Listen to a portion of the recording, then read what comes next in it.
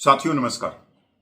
साथियों, आप सबको मालूम है कि बिहार चुनाव को देखते हुए सरकार ने 10 महीने की देरी के बाद 8वां वेतन आयोग को मंजूरी दे दी। आज के दिन आप किसी भी सोशल मीडिया प्लेटफॉर्म पे जाओ, चाहे वो प्रिंट मीडिया है, चाहे इलेक्ट्रॉनिक मीडिया है, चाहे यूट्यूब है, चाहे फेसबुक है, हर एक जगह 8वां वेतन आयोग छाया हुआ है। यहां तक जो व्हाट्सएप यूनिवर्सिटी है, जो कर्मचारियों के ग्रुप हैं, उनमें भी 8वां वेतन आयोग को लेकर दिन भर खबरों का अंबार लगा रहता है। इसी बीच सब ये भी जानना चाहते हैं कि 8वें वेतन आयोग में उनके वेतन और पेंशन में क्या फर्क पड़ेगा, क्या बढ़ोतरी होगी, क्या फिटमेंट फैक्टर होगा। तो साथियों, मैं उसी सवाल का जवाब लेके आया हूं आप लोगों के पास, क्योंकि दैनिक भास्कर ने एक खबर छापी है और उन्होंने पे लेवल 1 से 18 तक का पूरा गुणा गणित भाग जोड़ सब कुछ दिया गया कि जो 18,000 रुपये मिनिमम सैलरी है वो 44,280 रुपये हो जाएगी। मतलब मिनिमम बेसिक सैलरी 44,280 हो जाएगी। तो 44,280 हो जाएगी तो फिटमेंट फैक्टर क्या होगा। साथियों, सबसे पहली बात तो यह है कि 10 साल के बाद में पे कमीशन मिलता है और इसका बहुत लंबा इंतजार करना पड़ता है। पर अब की बार ये 10 साल की बजाय 14 साल लगेंगे, क्योंकि 2028 के लास्ट तक मिलने की संभावना है और 2029 में लोकसभा का चुनाव है।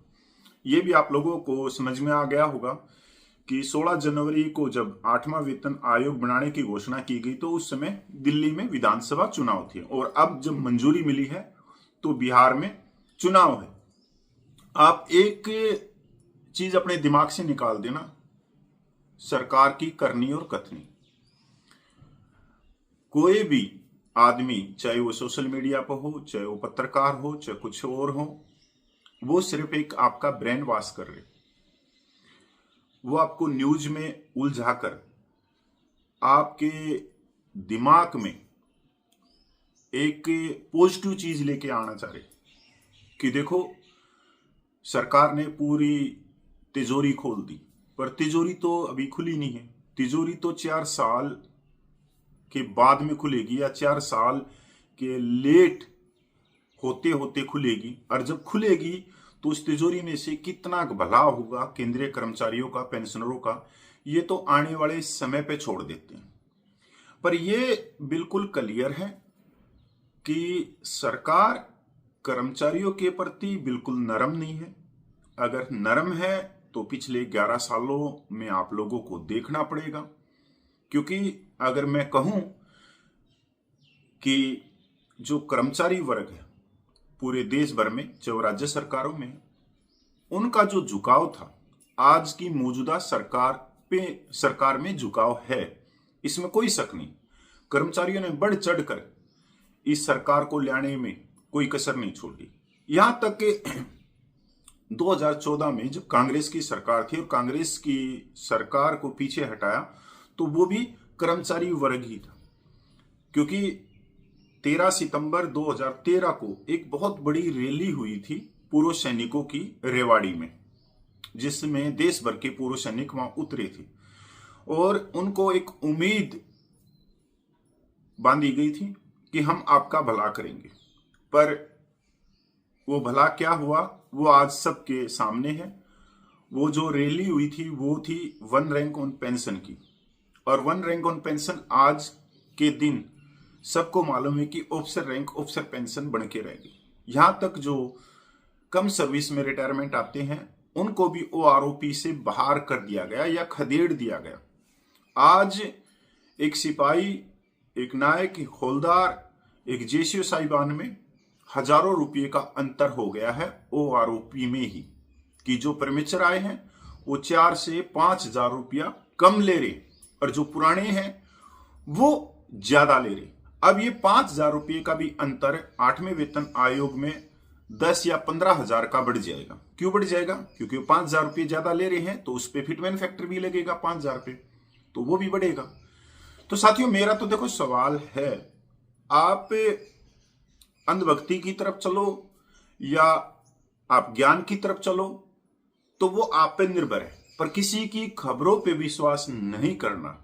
कहीं आप कोट टाई वालों की खबरों पे विश्वास करके और सपने में रहें कि आपके खाते में आएगा लाखों रुपया, और फिर आप उस खाते में जाके देखते हो तो फिर मिलती है जीरो।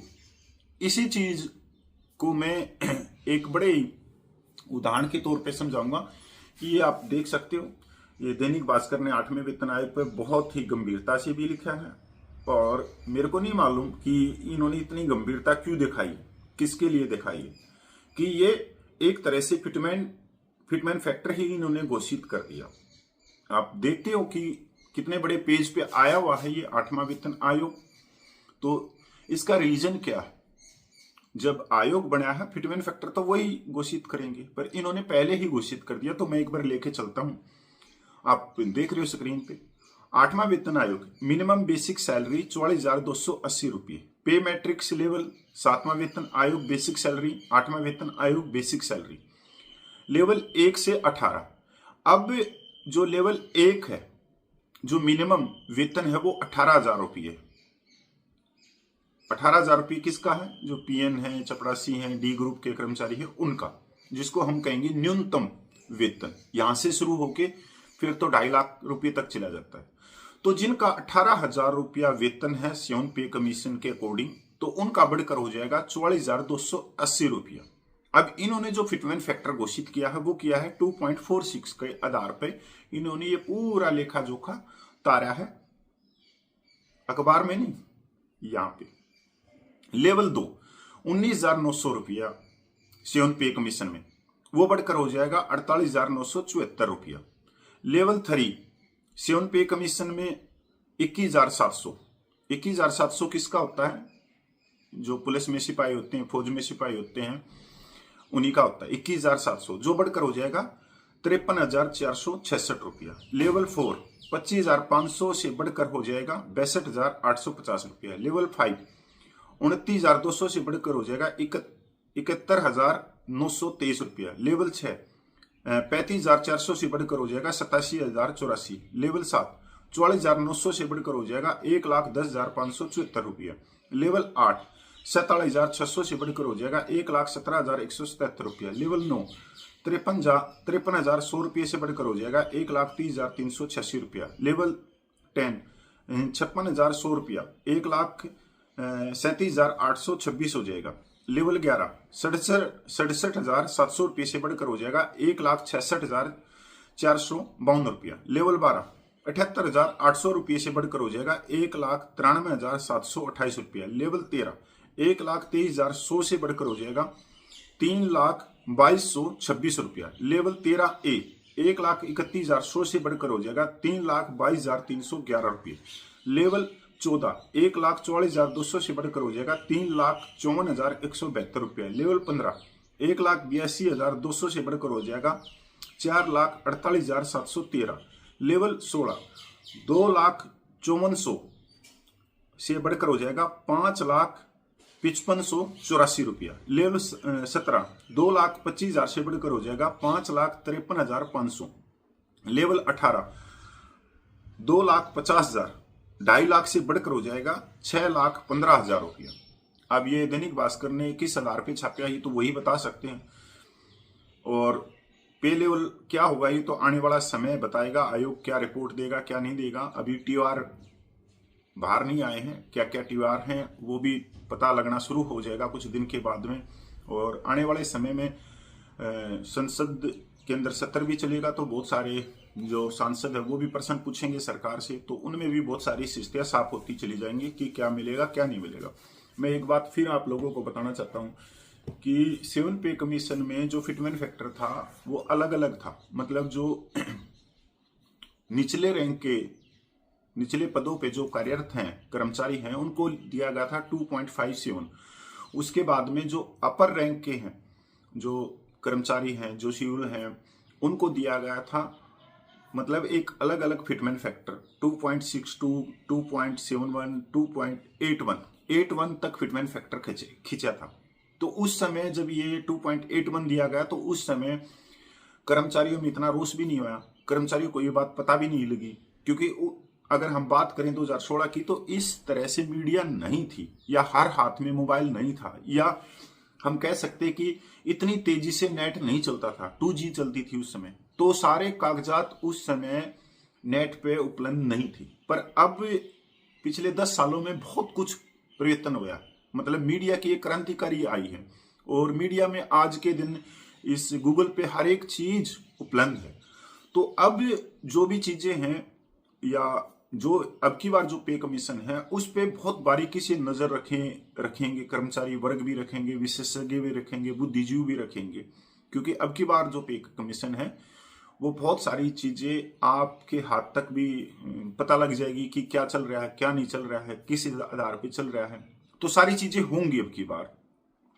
तो आप अपनी नजर बना के रखिए, इतना ही है, क्योंकि 10 साल के बाद में पे कमीशन मिलता है। तो आपके भी बहुत सारे सपने होंगे कि कोई प्लॉट ले लें, या जो आपका लोन चल रहा है, भाई घर का लोन है, गाड़ी का लोन है, वो जल्दी से पूरा हो जाए, या बच्चों की अच्छे शिक्षा में उनको अच्छे में कॉलेजों में, यूनिवर्सिटियों में पढ़ाया जाए। बहुत सारी चीजें होती हैं जिंदगी में, बहुत सारी चीजें हैं, क्योंकि कर्मचारी का तो सारा जीवन ही वेतन पे और पेंशन पे चलता है। तो कोई दो राय नहीं है, हर एक की अपनी अपनी उम्मीदें हैं कि मेरा जो वेतन है, मेरी पेंशन है, उसमें कुछ ना कुछ इजाफा हो, और उससे मेरे जीवन में सुविधाएं आए, मेरे जो परिवार है उनको मैं अच्छा रहन सहन दे सकूं, उनको अच्छी फैसिलिटी दे सकूं, अच्छी सुविधाएं दे सकूं। ये तो हर एक का सपना होता है। तो साथियों नमस्कार, मैं पूर्व सैनिक कपिल खोजी।